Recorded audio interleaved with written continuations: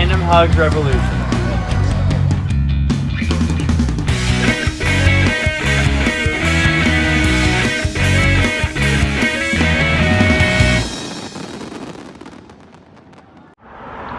Hi, I'm at John D. MacArthur State Park, but I'm not here to talk about him, or the fact that he was the second richest man in the world when he died, or the fact that he was known to cook eggs in the nude for city commissioners just to throw him off track, or the type of person that he was, or all the things that he did to get what he wanted.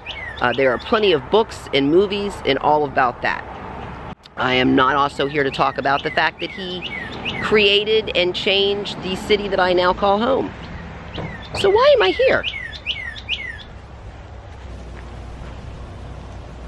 When this is where I actually want to be, right here in my own backyard.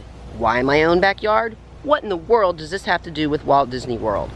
Well, actually, this is exactly where Walt Disney World was supposed to be. So this is a much more appropriate spot to be telling you the story. This would be, we are out west on PGA Boulevard, and this would have been the area that Walt Disney and John D. MacArthur and Sherman Adler were driving around in their dusty old pickup truck looking at areas. Just east of here a little bit is PGA National. You have Mirasol, Ballin Isles. That was all in the area of discussion. And the two men, the story is really about how the two men's paths crossed. And how that happened is that after Walt opened up Disney, he noticed that he definitely needed to have another park that was that would be the east side of the Mississippi. So he looked at a couple different states. I think New Jersey was one of them, maybe the Carolinas, and he came down to Florida because obviously the weather year-round is very pleasant.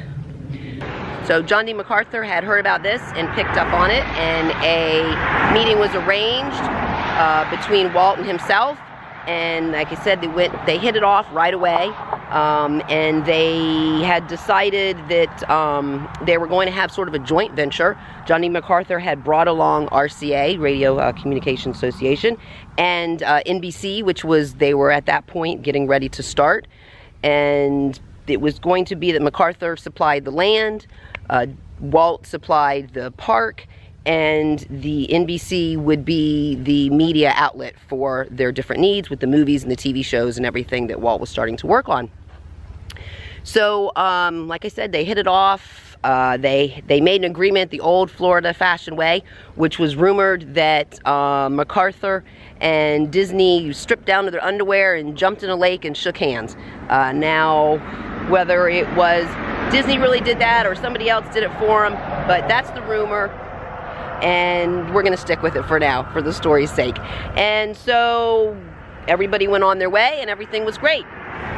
So you're asking why here behind me, where you can hear not much of anything today except for the electric wires and some insect noises in the background, nature noises, I guess I should say. Why are we not standing here? Why is Walt Disney World not behind me? Well, that all has to do with, so here behind me in the Palm Beach Towers, in one of these rooms, is where it happened. The room where it happened. Yes, the room where the deal died. Why did it die? Well, we know that Roy was the businessman. So after Walt left, Roy came back over to make the deal with John D. MacArthur. And one of the concerns that Roy had with the Disneyland project was that the neighbors around the Disneyland were all profiting off of their projects. And he didn't want that to happen with Disney World in the Land of Tomorrow. He wanted it to have a lot more land space. So while they were in the negotiations in a room right here in one of these condos, Palm Beach Towers, that Roy asked John D. MacArthur for some more land.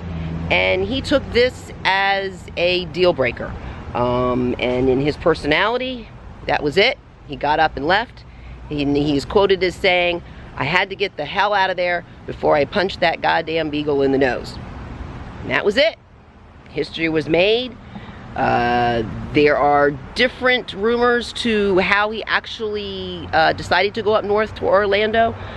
Sherman Adler, who was sort of the middleman that was in the pickup truck with them and everything when they were looking at the property, it's been quoted once saying that it was actually MacArthur who pointed Disney to Orlando and later sold him some land. It is also known that Adler himself had some land up there, and he may have been the one that pointed him to the direction of up north.